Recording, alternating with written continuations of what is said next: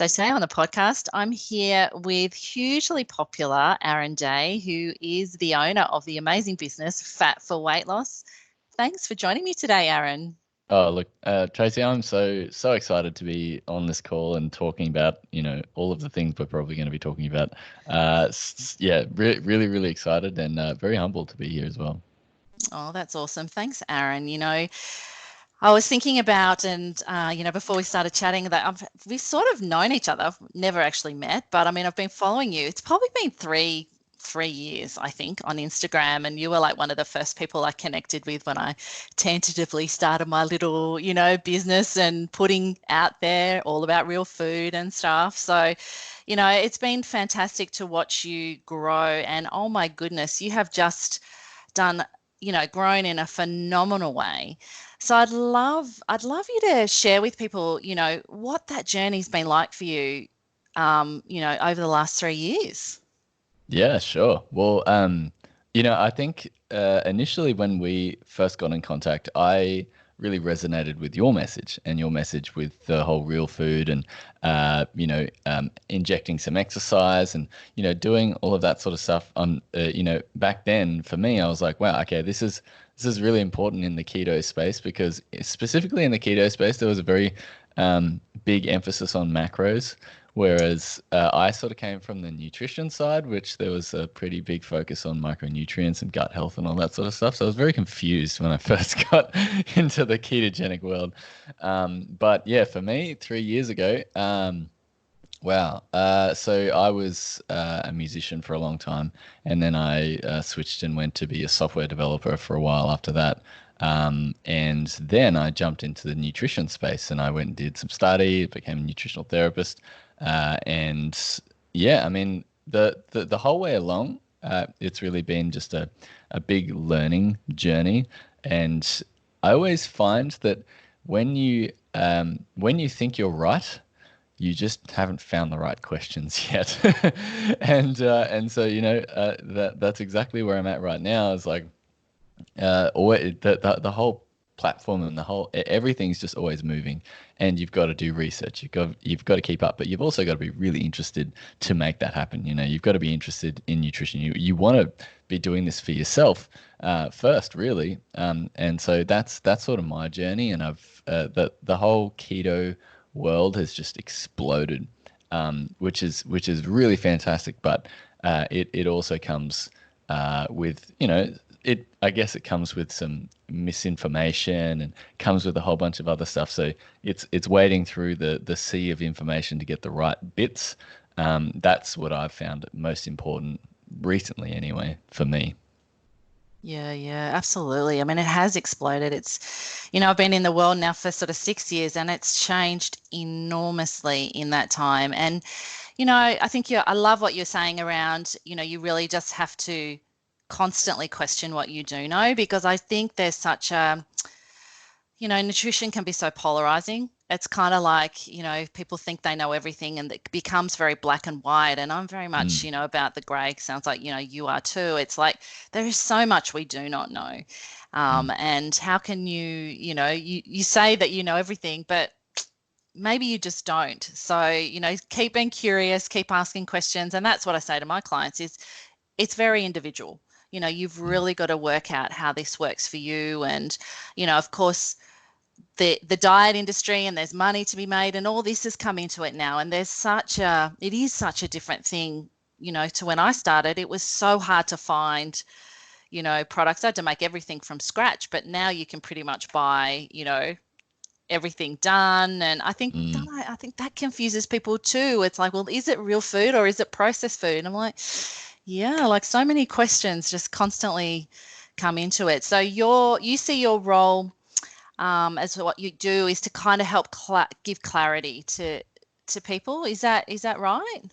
Oh yeah, definitely. Yeah. There's been I'm doing a lot of cooking now because I've been Mm. doing lots of recipe books and I've got the blog, and that all is sort of where all the recipes sort of live. But outside of that, yeah, I really take the clients that I work with, and I take them through on essentially like a tell your own story type journey where, the ketogenic diet is one thing and then fasting's another, but what other variables are there that can really either accelerate your progress or have no impact at all?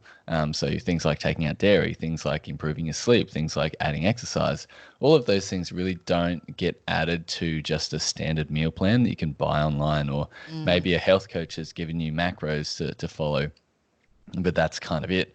And so, yeah, taking that next step in those journeys, and then even breaking away from keto, like how do you step back onto a regular platform and maybe like get rid of some of that carb anxiety? Those different types of things are really important for the clients who are working with me and have found a lot of success with weight loss, but are unsure what are the next steps to take or how food really impacts them personally, because weight loss can be as simple as just not eating, or it can be getting healthy first and then your body loses the weight after that. Yeah, absolutely. Can you talk to me a little bit about carb anxiety? What have you seen around that? So I mean, there's a lot of, I guess, misinformation on how carbohydrates affect you personally, because there's this limit in the ketogenic diet where you're not allowed to eat any more than 20 grams of carbs per day, which is uh, just not right. Yeah, yeah, I And agree. there's a lot of nuance in that, because as you were saying before, like there's individuality in everyone. And so when it comes to individuality, it also applies to your carb limit. So it depends on how insulin sensitive you are. It depends on your previous history. Do you have diabetes? Are you tracking your blood glucose? Those types of things. That what I did to a couple of months ago was I wore a blood glucose meter, like a continuous one, Mm, and sort of tracked my blood glucose over the course of a whole day for 2 weeks. Really, really interesting stuff, and really interesting that I can tolerate more carbohydrates, like much more carbohydrates than that. So yeah, when you talk about like a strict ketogenic diet or maybe a low carb diet, people sort of fluctuate in between there, but they get this anxiety if they've gone over the 20-gram limit, but they're not really understanding how they feel or how that impacts them. They're just worried that they've gone over this, limit. And so that the anxiety sort of builds up from there. And then there's a lot of anxiety on whether people have maybe gone off the ketogenic diet and they've had to socialize, or maybe there's a lot of stress around going to restaurants and things like that. That's sort of the anxiety that I'm seeing and that I'm noticing just from not only clients, but also online in Facebook groups and forums and things like that. I know that's probably the toilet of the internet, but um, the, there's a lot of information that sort of circulates around there, and it's not so much the individual information; it's more like the general consensus. Yeah, I mean, the ketogenic diet, I feel like, has sort of sparked the whole fear of fat that we had, in the 80s and 90s, where we were so scared of fat that we just loaded everything with sugar, mm, and then vice versa. We're so scared of carbs that we just load everything with fat, mm, and a lot of companies just take that advantage and load it mhm. full of canola oil, which is even worse. I Um, know. so yeah, I mean, like there's a real benefit to eating whole food, and Australia really didn't catch on to the whole like packaged keto foods maybe up until a year or two ago, which I think was a good thing, because it really blurs the line, as you were saying before, where what is real food, what is keto, what is low carb, is this thing healthy for me? So Yeah. it's always good to question. Absolutely. Like the whole macro thing. I mean, I've never personally counted macros, and I do get some clients coming to me, wanting to do it. And I guess I kind of show them a different way around that, because I do believe, as you say, there are so many nuances, and it's also, as we get, if we're focusing on health, our body kind of is going to tell us, what it needs and all that sort of stuff over, if we have a bit of patience, right, Mm, around all mm, that. But I see people and they're like, oh, so I don't really care about the ingredients, as if it's got, all I look at it is the carbs.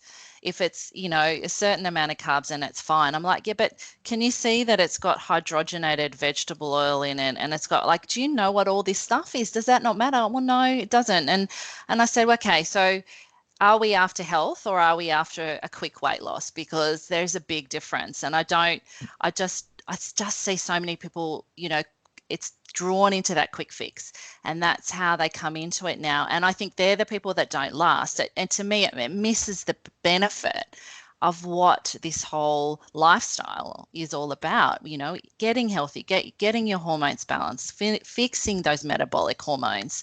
And then, imagine that, not being ever having to worry about food or dieting then, like enjoy some other, so much else opens up in life. Yeah. Mm. Like, yeah. Yeah, I totally agree, and in theory, just looking at the carb amount is what keto is. Like that's the Mhm. the definition of it. And so that's where I think that there's definitely a lot more information to be shared, and people really catching on. So that's good. But yeah, I mean, even throughout, I've been doing my own health coaching, or getting my own health coaching myself, and the tendency to want to either take calories away or introduce more exercise because you're not seeing results fast enough is so incredibly powerful that you need someone else to help you get through that. Otherwise, it can become a downward spiral just in your own trends because you're seeing it every single day. If someone else can check on it and make sure that you're not going too quickly, or that, yeah, as you said, like it takes months and months for your gut to heal. And if you're on an 8-week challenge and you want to lose 10 kilos, then unfortunately it's not going to happen. And that reality is really scary and really, yeah, just there's a lot of misinformation, I guess, but hopefully we can help solve that, I guess. Yeah, exactly. I also wanted to take it back to something you said before when we're talking about the carb anxiety. Mm, Most of my clients are women, and most of them have been, on the dieting cycle for majority of their adult life. So as you were saying, we come into this thinking that things are going to happen quickly. And when, I say, okay, so you've been dieting on and off for 40 years, it's affected so much of your body. Nothing's going to heal overnight. So that's the first thing, obviously, getting some perspective around that. But then it's mm, also, oh, well, maybe I shouldn't, there's anxiety around we've got a function or we've got to go out for dinner with friends. What am I going to choose? So I say, okay, so you understand that we're social beings, and a part of health is community and having friends and going out with people. So if you're going to create anxiety around what you're going to eat, or you don't go, you're losing out on the benefits of actually being with, your friends. So you're far better off just relaxing, make the best choice you can with what's in front of you, and enjoy the company of the social and the love and the family and the community, than obsessing about, which I had this, or I had this chip, or I had this bit of bread, or do you know what I mean? So I see that too, Aaron, and I'm so glad you brought it up, because I think it is an issue that we need as coaches to address, and show people solutions around that. yeah, 100%, and there's this tendency to want to fast after events like that too, where they feel like they may have eaten too many carbs and then they go, oh, it's fine, I'll just fast for the next 24 hours. And that can actually like introduce a lot of eating disorder type mentality as well. And Yeah. there's a book that I read that was recommended to me from one of my Instagram friends, and it's called Brain of a Binge. And I can't remember Yeah. exactly who it's by, Catherine but Hanson. Yeah. It's a book I yeah. recommend a lot. Yeah. Oh yeah, fantastic. Yeah. Mm. It is fantastic in dealing with maybe binge disorders and the thoughts about binge eating, because I have a lot of patients who have that as well. And it's difficult to deal with because it's not something that is just nutrition related. It's definitely, I always tell all my clients, I put them like there's a 5-day carb cleanse that I get them on, and I guess that's sort of the reverse of carb anxiety. But instead of, this is just like a quick, simple tip that maybe someone who's listening to this might be able to do today, is that you can put all of the foods that tempt you or that maybe are full of bad sugar or, refined oils or, the things that you particularly don't like having in the house, maybe they're there because your partner wants to keep them there, or you've got kids and they scream like crazy if you don't give them rice bowls. I don't know. And so what you can do is you can put all of that food into just a cardboard box and put it in the cupboard. And that's simple, like super simple, and a cupboard that you don't access often, like your shoe cupboard or like maybe a cupboard that's in the garage or something. And, tell the people who are in the house to, this is where the box is. This is where all the lollies and the treats and the chocolate and stuff is. It's all in the box if you want it. But I'm going to leave it there because I'm just, I'm trying to do this thing for the next 5 days or 10 days or 8 weeks or whatever. And there's so many like double benefits to this because people just forget that it's there. Instead of having to make 1,000 different micro decisions on whenever you open the cupboard or whenever you go out into a social situation, is that should I have that?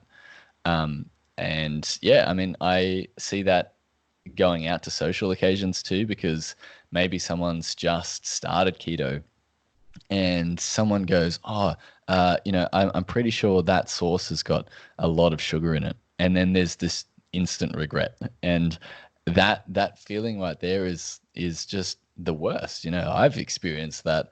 And how to deal with that in the situation, I'm not sure, but there's definitely a lot of leniency around carb limits and things like that. So I think that can really help, understands that it's not just 20 grams of carbs per day. And maybe if you have too much sugar, if you are going out on a social situation, that's fine. Just go back to what you were doing that morning, the next morning, instead of trying to do the binge and purge type thing where you go and fast for 24 hours. And fasting has become this like normal thing that we do on the ketogenic diet, but then people, kind of push that to its limits too. So I mean, carb anxiety, it's totally a thing. And it's, I'm sure there would have been fat anxiety around 20 years ago as well. Are we just seeing like a repeat of what we went through? Are we doing the wrong thing? I don't know. Yeah, look, I guess I could understand completely why it has swung the other way because I think, we were so, and they, Aaron, outside of the bubble too, there are so many people that still fear fat. I mean, Yeah. we've got the polarized, at the moment. And I think probably what you and I do is try and bring it back Yeah. to the middle, because there is definitely a middle ground. I do not, look, obviously, if I had a client who was in their 50s who was type 2 diabetic, I think that is, as Professor Noakes would say, that is, you kind of, you have to be pretty strict if you want Yeah. to avoid the horrible symptoms of type 2 diabetes. Mm. But, if we can get it earlier and people, their metabolic health is a little bit better than that, I mean, there's definitely room. And as, as we heal, we can play around with things. But I think, just in terms of the situation, it's always, as I say, it's not really about the situation and what you've done. It's what you tell yourself afterwards. Because Mm. and women particularly, it's kind of this all or nothing principle. So, Yeah. okay, I have to go all out as in tomorrow, that's it. I'm cutting out everything. Of course the body just goes, holy crap, you're not doing that. And, Yeah. it doesn't last long, right? And then of course we'll go out or we'll eat something that we think we shouldn't have. It's like, oh, what's the point now? Oh, stuff it, and then Yeah. of course our body is deprived of so many nutrients and calories that it's very difficult to ignore those hormones as they send out these signals. So off we go and eat, whatever it is that we want to eat. So that's something I try and remove, this all or nothing principle, because I think at the end of the day, we're really only doing the best we can in any given situation. So yes, we might eat something that we really didn't want to eat, but I think if we obsess over it and create a whole thought storm over it, it's going to create anxiety, which will then feed into our hormones and our stress hormones, as opposed to saying, okay, it is what it is. I'm free to make my next choice right now. I don't have to let it mean anything. I can just move on from it as quickly as possible. Yeah. And I think that process, I always find that, and I tell my clients this, is that you're not going to be the same person at the end as you are at the beginning. And that journey is a learning process. And all the way through that, if you're struggling to want to, yeah, as you were saying, like really, really, really restrict, and then maybe throw it all in the bin when things go out of control, or maybe out of your control, then that's a pretty simple sign that maybe it's not sustainable, and maybe the way you're doing it's not sustainable. So you need to go back and just make really tiny changes each week. And what I'm practicing a lot is that I want to meet you where you're at. So if you're having 5 Cokes a day, let's say, next week let's make that 3. And instead of putting the absolute brakes on things, like, let's just make each week better than the week before. And isn't that sustainable? Some people make the ketogenic diet sound like it's the most unsustainable diet in the world, and for some people it is because there's such a big change at the start. You lose that water weight, and then you're off to the races when it all goes haywire. And so, yeah, those sustainable changes are much more effective, and they are going to create that lifestyle change you want from starting to the end, because you'll realize that, oh, okay, maybe I didn't need 5 Cokes, maybe I didn't need any Coke at all. And you can get through the day with some lemon water. And Luke Hines, he put up this fantastic graphic on Instagram the other day. He said, when I was younger, I thought it was, very mature to drink coffee. And then when I got a little bit older, I thought it was very, very mature to drink alcohol. And then when I got to the very end, I realized that it was very mature to just drink water instead of all of those things on the way up. Love it. And so it's a learning process. You can't go from just, like, you wouldn't have realized that just drinking water is not a way to go if you didn't go through that journey. So even like people's journey of yo-yo dieting for the past 40 years, that's still part of them. And it's still, they need to go through that process to realize that where they were at the start was actually probably better. I love that. I love that. So, can I just ask you, how did you actually find keto yourself? I mean, was it through your study, or did you sort of come across it before that, or? No, it was an interview that Dr. Dominic D'Agostino did with Tim Ferriss, and it was, I think, Oh. 2011 or 2012. And I was a list at the time, so I came from a sports nutrition side, because I was really interested in not in sports nutrition. There's a huge push for carbohydrates, and the more carbs you can get, the better, because you're going to go faster, right? Wrong. um, and maybe in some circumstances, but there's definitely there's a tank of glycogen, which is your carbohydrates, and there's a tank of fat, which is essentially limitless. And then instead of trying to burn all the carbohydrates and leave the fat and do nothing with it, let's try and do like a mixed fuel type scenario. And that was my thought when I first went keto. Unfortunately, there wasn't so much information out there, so I was severely lacking in electrolytes, specifically magnesium. So I would cramp up. I would completely lose all glycogen because I was such a carbohydrate dependent athlete. So when I moved to keto, it was like an all or nothing approach, same thing. And I just tanked, and I thought, I can't do this as a cyclist. Like maybe I'm destined to be a carb burner. And and so 8 weeks later I went back, but then sort of took a more slower approach.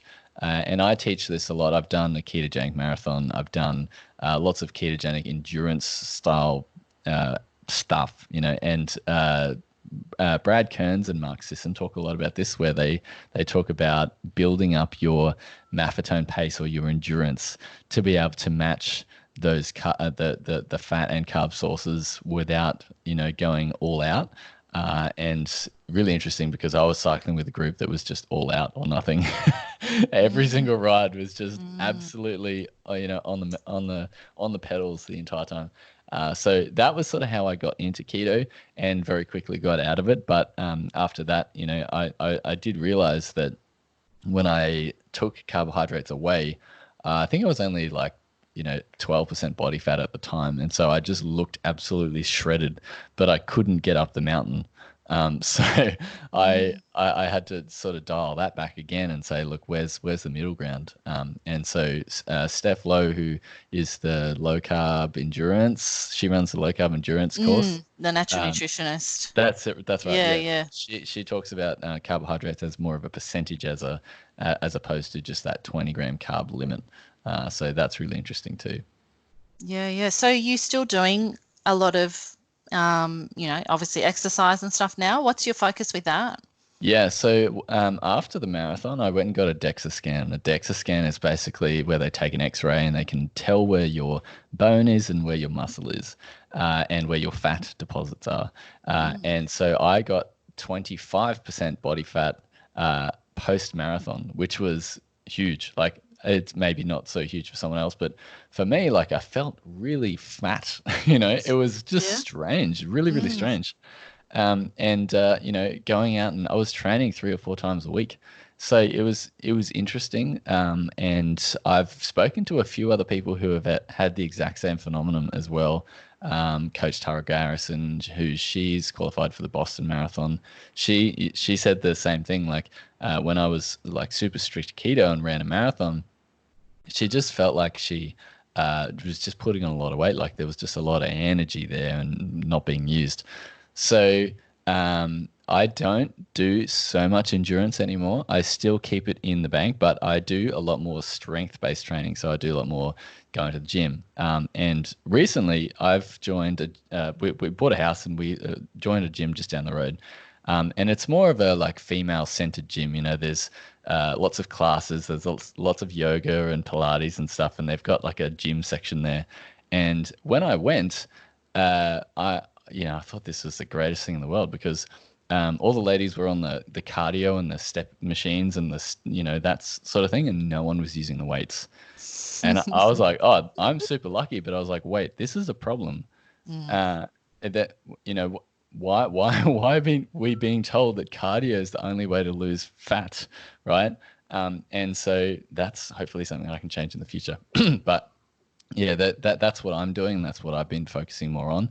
And it doesn't give you the like extreme crazy hunger straight afterwards. What I found was that cycling for, I don't know, like even just going up our local mountain, Mount Glorious, you'd go up there and come back down, and you would be so glycogen depleted, Mm. even as a low carb athlete, that you would just gorge anything and it's a bad feeling, and I don't think that I was doing any more any more use to my body doing that as I would have been going to the gym, and you're creating much more of a hormonal response when you push those muscles as well. So there's a tendency to like really, really overstress your adrenals and things like that when you're doing endurance exercise because you've just always got to Yeah. train, you've always got to run and cycle and whatnot.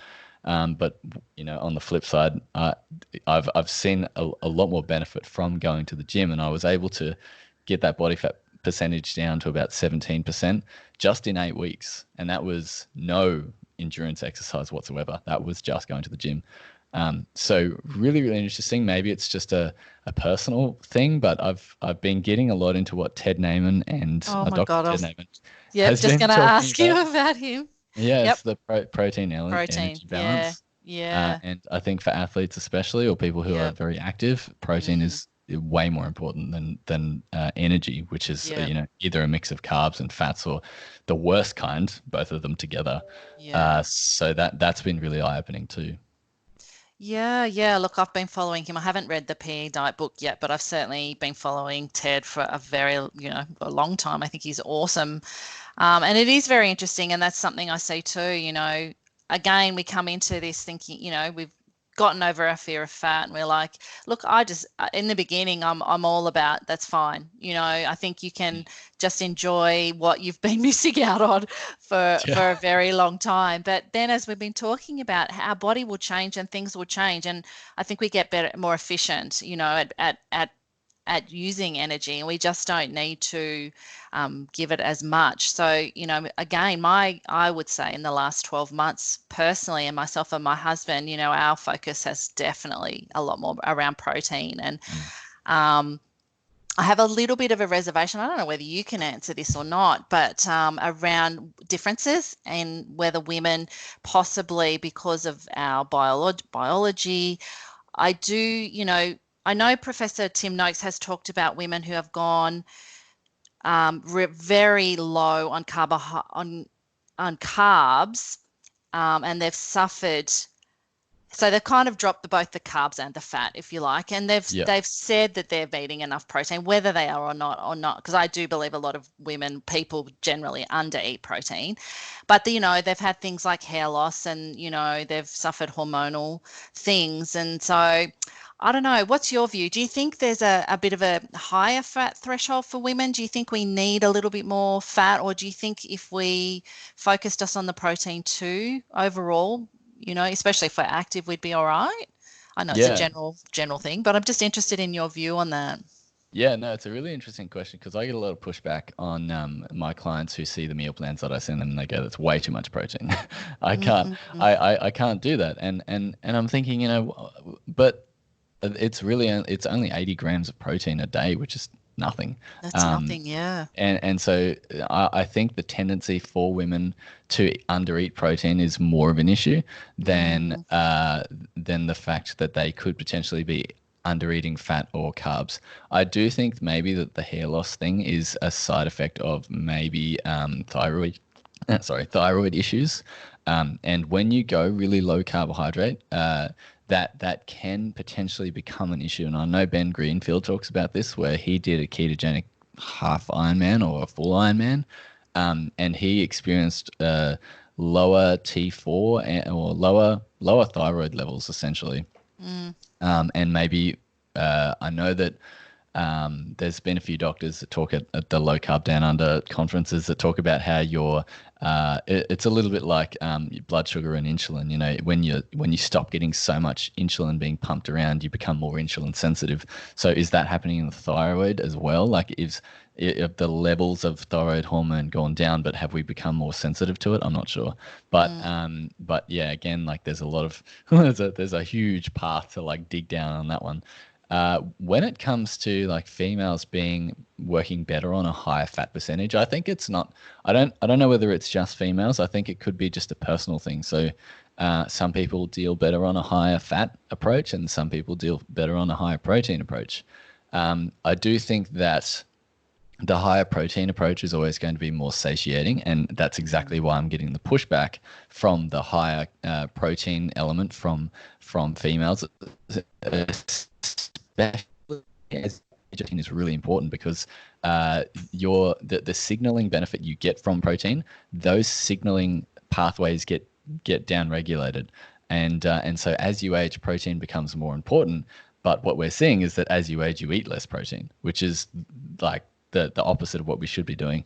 So whilst there are some benefits to maybe intuitive eating and doing it that way, I think there are some benefits to setting a better baseline for where you should be. And when you introduce fasting as well, you're going through a lot of protein resynthesis and autophagy. So I don't know. I think it's something that you really need to test out. Like for the listeners of this, it's something you really need to test out. But doing it in a more of a scientific way, as opposed to just going, no, protein's not for me. I can't eat meat. I can't eat this. And animal proteins always have more bioavailable nutrition as opposed to plants.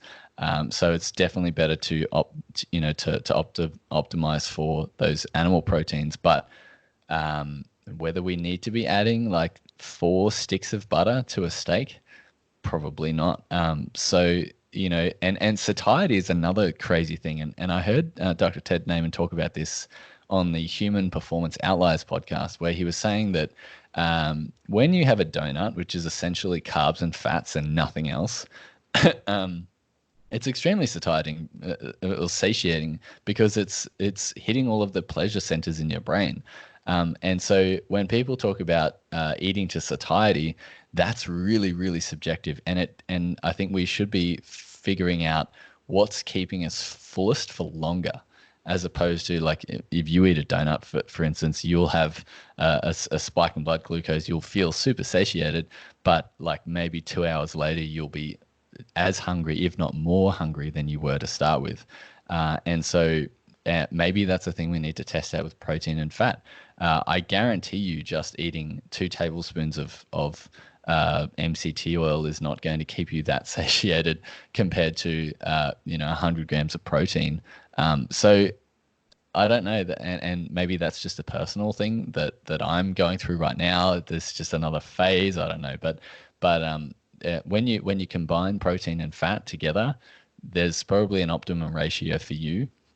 Whether that's like on the leaner side of proteins or whether that's on the fattier side of proteins, I think that's something that the ketogenic diet's done really well, is reintroducing those fattier types of protein, specifically like organ meats and things that do come along with a lot of fat. I think if you're eating whole foods, that's never going to be an issue. But I do see a big problem with females in particular, is that there's a very large tendency to undereat on protein, and that can backfire in multiple different ways. But I don't necessarily think that undereating on fat is that much of an issue, because you are always getting some type of fat, unless you're eating like egg whites. You're always getting some type of fats with the protein that you consume, and maybe. Yeah, I really, really don't know, and I think that's something that should be studied further. It's interesting. I definitely a few things there that I completely agree with you. I think overall, as I said, particularly women undereat on protein, and I think a lot of that is cultural.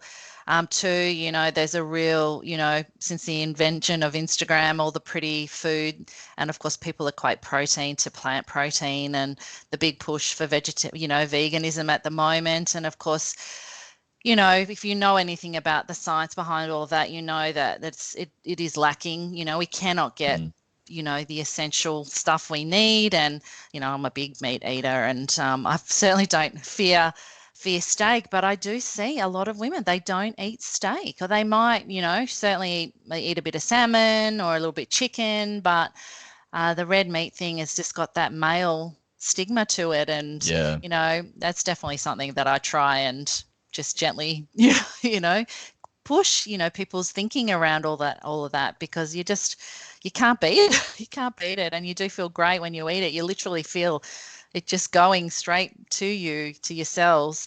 And it's interesting what you're saying. I think our nature looks after it so well when we do focus on whole foods, because you look at something like an egg. I mean, it's got the fats in it that our body needs to absorb the nutrients and the goodness in it.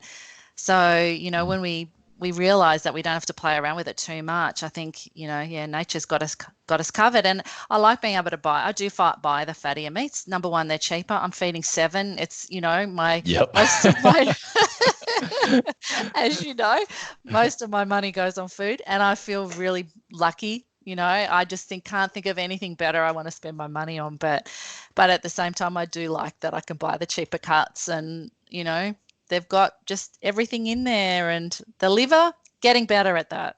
It's took me a Yeah. while. Yeah, I'm yet to make a pate recipe, but when I do, I'll send it to you. But yeah, I mean, I've always been a huge fan of pate, and unfortunately, there's in store-bought pate is probably not the greatest liver to work with. And Yeah. every time I go through Coles and Woolworths and I see the Steggles livers, and like Steggles chickens are just the worst. And Yeah. if their liver has been processing all of the stuff that they've been eating, I don't want to like touch it. No. So yeah, I mean, I think and it's something I want to start doing in the future, is creating more visual representations on what a certain, like maybe a higher protein style of keto or low carb might look like, because following meal plans and looking at just numbers on a piece of paper, or those types of things, can be really intimidating, because you look at the you look at the the scales and you go, okay, that's a 250 gram piece of steak, and you go, that's huge. I'm never going to be able to eat that. Is it because it looks really big, or is it because you're not going to be able to eat it, or is it because there's that stigma on like I shouldn't be eating this? Same thing with going to the gym. Like it's great for me because I get all the gym workout gear and I never have to wait for anything. But it's a problem because I don't want all the gear. I want people to be able to feel like they can do whatever they want. So yeah, the fattier cuts of meat and especially living in Australia too, we have such good quality food to start with, that we don't have to worry so much about getting grass-fed this and grass-fed that because it hasn't been raised, uh, you know, in a crazy way. It's coming from Australia. As long as it's coming from Australia, I think you're fine. Yeah, I agree. We are very, very lucky with that. And yeah, the whole exercise thing too, I think you're right. It is a big thing. I think there's just such a misconception out there that it is all about the cardio, and I think that's easier. A lot of women definitely fear weights. I guess I'm talking Mm, predominantly about women, but men too. mm. The whole gym. Oh, I don't want people looking at me, or what will I look like? What will they think of me? I don't have a, I think I'm fat. They'll think I'm fat. All this conversation stuff that goes on when, we can get past that as well, and the benefits of building muscle. So I don't do any long distance anymore. I think I run a Yeah. couple of maybe 7, 8 Ks. I only do that twice a week, and then the rest of my stuff is weights. Am I still here? You're looking lost. Am I stuck? Oh yeah, you're stuck. I can't. Oh, really? Can you? Ooh.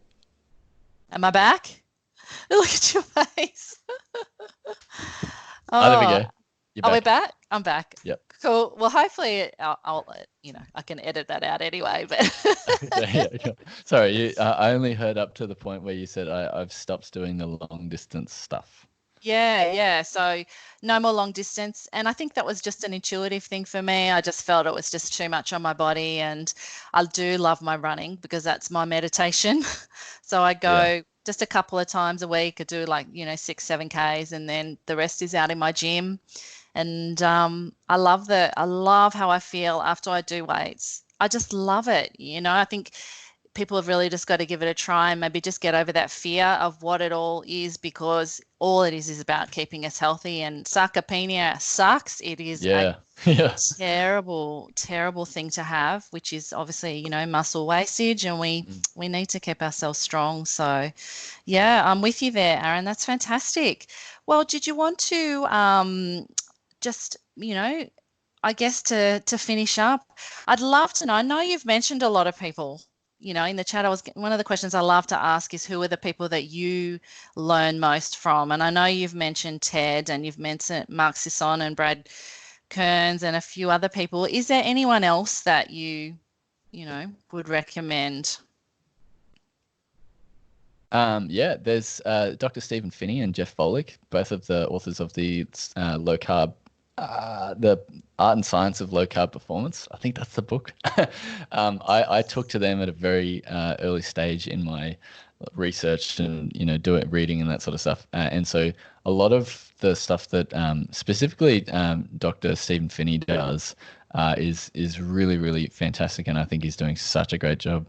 And the work that they've done in the performance space for low carb athletes, I think is great. And there's a lot of like thought reversal tactics in there too. As opposed to eating carbohydrates post workout, why don't you keep the fat burning high and like keep eating a protein, high fat style diet? Yeah, so it's a lot of those guys are amazing. As I said, Dr. Ted Naiman's been a big one recently. Mike Mutzel does some fantastic work over at High Intensity Health. He's got a YouTube channel.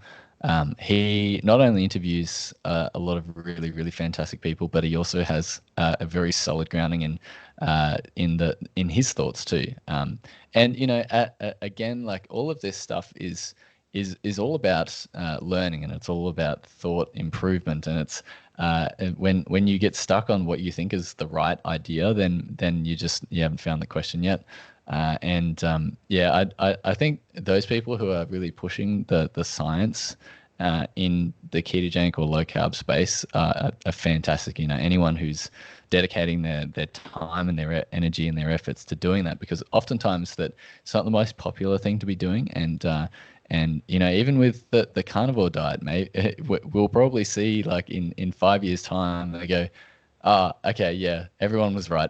Plants are toxic, but who knows? And I think there's a lot of there's still so much work to be done. There's still so many barriers to overcome because that's all it is. It's just changing the way you think and really seeing how your body responds to it. And don't be afraid to change. And this is really easy for me to say. I think as a middle-aged white Australian, don't be afraid to change. Because I probably don't have all of the worries that other people have.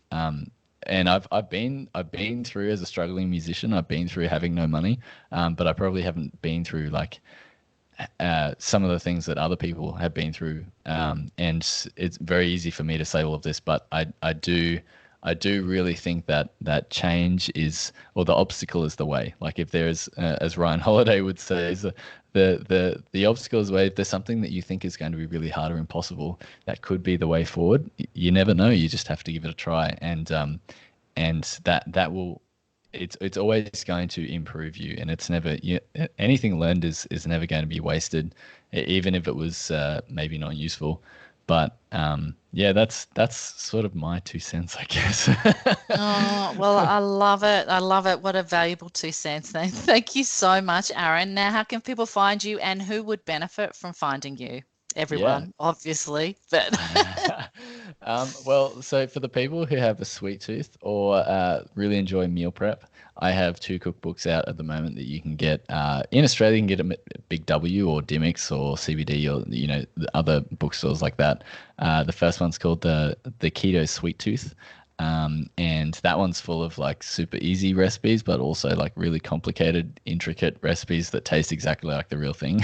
So yes, if you're I can interested in, vouch for that one, especially the tiramisu. Yes, awesome. yes, yeah, that is one of those recipes. So there's that book. There's also the Easy Keto Meal Prep Cookbook. So if you're someone who's finding the ketogenic really hard, the ketogenic diet really hard, it's often because you're either playing like macro puzzle or macro Tetris, trying to fit things into your macros, or you haven't planned. And so meal prepping solves both of those issues with delicious meals. So if you're sick of just eating steak and salad, then or whatever that is, then the whole book is just full of freezer friendly meals. So give that one a try. And if you are interested in breads and desserts, you can jump on over to my website fatforweightloss.com.au. YouTube has some great just visual representations of what a ketogenic diet looks like, and maybe some ways on how you can improve that style of thing. And that's sort of it. I'm on Instagram. I don't know. Wherever you are, I am probably as well. Yeah, that's it. Oh, well, thanks again for coming on and chatting to me today. It was really, really interesting.